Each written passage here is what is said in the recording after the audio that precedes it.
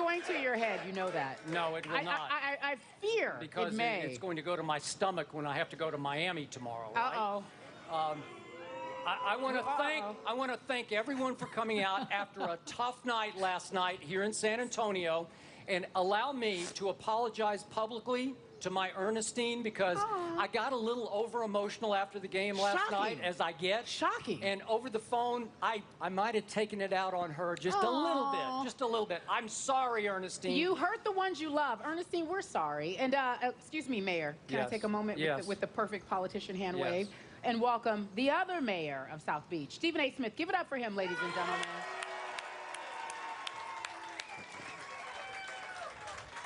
By the way, it really, really is, even though you apologize and I understand that, it's quite pathetic that you would get on your woman when you knew, I guess you knew about the beat down that was coming today, so you took it out on her. Yeah. That's the only explanation I can think of. Yeah. Yeah. Yeah. My Spurs let me down. Let's talk about it. That's okay. Let's talk about it. The Heat were playing very well. LeBron James specifically. He had 35 points, 10 rebounds, 3 assists, and 2 steals, while the Spurs as a team, 12 of 20 from the free throw line, and losing the game by just 2 points. After the flagrant and you went to the line, how much physically were you in pain, or did that affect those 2 missed free throws? Yeah, it definitely affected me, but I'm a little bit frustrated. Should I make them? Mayor, what happened to your Spurs? What happened to your Spurs? Stephen A. Smith, I believe my San Antonio Spurs lost that game more than the Miami Heat won that game. And even though much will be made today about how King James bounced back from his cramp game, and he took it out on all of his cryptics and skeptics and hecklers with 35 take that points. and by the way, I must give it up to LeBron. I thought he was sensational last night, especially when he caught, for him, a rare, crazy hot streak from the outside in the third quarter. But despite all that, my Spurs had multiple chances over the last 7 minutes of that game to seize control. And they played, as I often say, with not enough urgency, with a little too much tentative, indecisive offense. But let's start with the missed free throws. Oh, boy. 6:43 to go in that game. We just saw Tony Parker talk about getting fouled. I don't care if he's hurt or not. He steps to the line, followed by the other best player on the team, Tim Duncan, and they don't just miss 4 straight free throws. They don't even give any of those 4 free throws a chance. They all hit the front of the rim.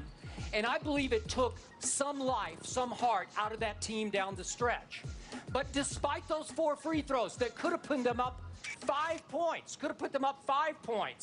at that point with 6:43 to go, all the way down to under 2 minutes to go, the Spurs still had a 1-point lead and the basketball. And what happened again and again over the final 4 or 5 minutes? Empty trip after empty trip. Too much of my pet peeve, Tony Parker, dribble, dribble, dribble, dribble, dribble, dribble, dribble, dribble, dribble. Not enough Ginobili until the end of the shot clock when he had to force up some prayers that were not answered last night. What have I made the case for all year long? When it's closing time, when it was in Oklahoma City in Game 6, when Tony Parker couldn't go in the second half, the closer on this team is Manu Ginobili. I like this team much better with Manu running the point down the stretch. When he and Tony are in the game, he defers to Tony Parker last night to a fault. And I thought they got stale. I thought they got what Coach Popovich calls stuck in mud. And as Pop said after the game, if we don't share the ball and move it quickly, we die. And they died last night, late in that game. And as Tony Parker summed it up late, we wasted a great opportunity because they had multiple chances to win Game 2 at home. Floor is yours. It's very interesting, that nice little soliloquy you threw out there. I'm very, very touched. I really am.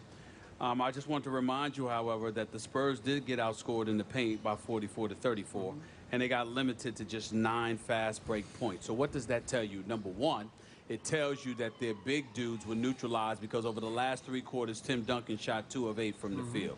And it also tells you that they weren't creating any fast break opportunities. And when you look at a guy like Danny Green, for example, forget the fact that he hit 3 of his 5 shots. Remember instead that he attempted just 5 shots, which brings me back to the point that I wanted to make initially, which was this. I told you in game 1, when everybody sat out here and getting on LeBron James, I said, excuse me, he happens to be the greatest player in the world, and the cramps ultimately taking him out of those last 7 minutes as far as I'm concerned. I don't care that he came back and then ultimately asked out with 3 minutes left. He was pretty much out for the last 7 minutes of the game. I said to you, if he is the greatest player in the world, but he cannot go for you for the last 7 minutes of game 1 of an NBA Finals, that is going to have a profound impact. Well, who was in the game last night? I'm sorry, what's his name? LeBron. I think it's LeBron. It's LeBron. The number was 35 and 10.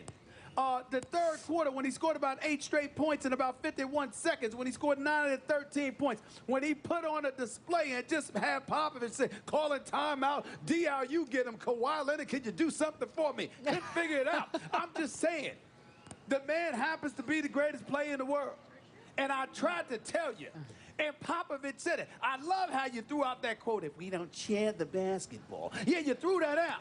But you left out the part that Popovich said before that statement, which was this. They got a guy that you could just give the ball to. I'm paraphrasing here. But he said they got a guy that you could just give the ball to and take us there.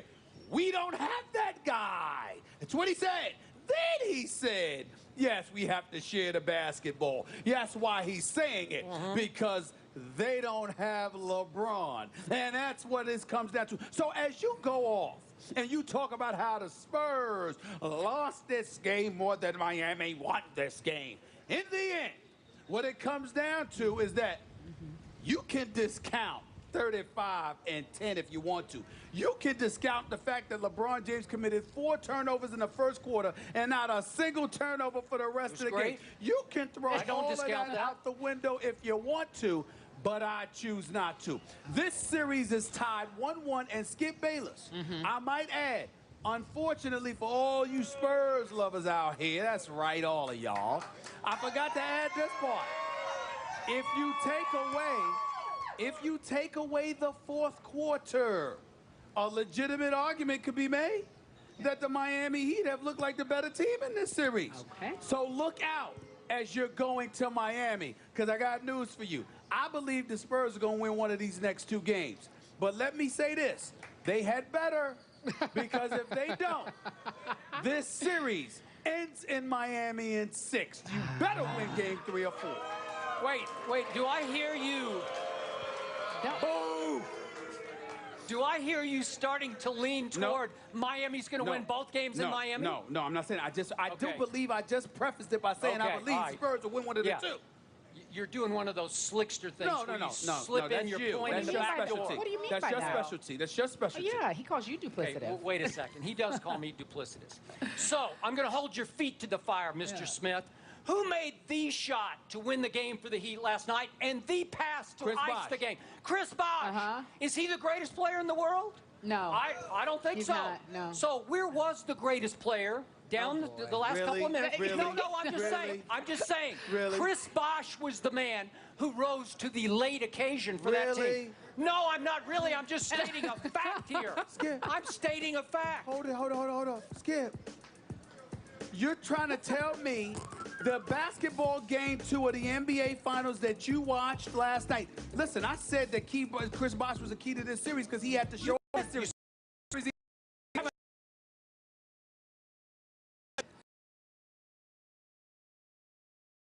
Called the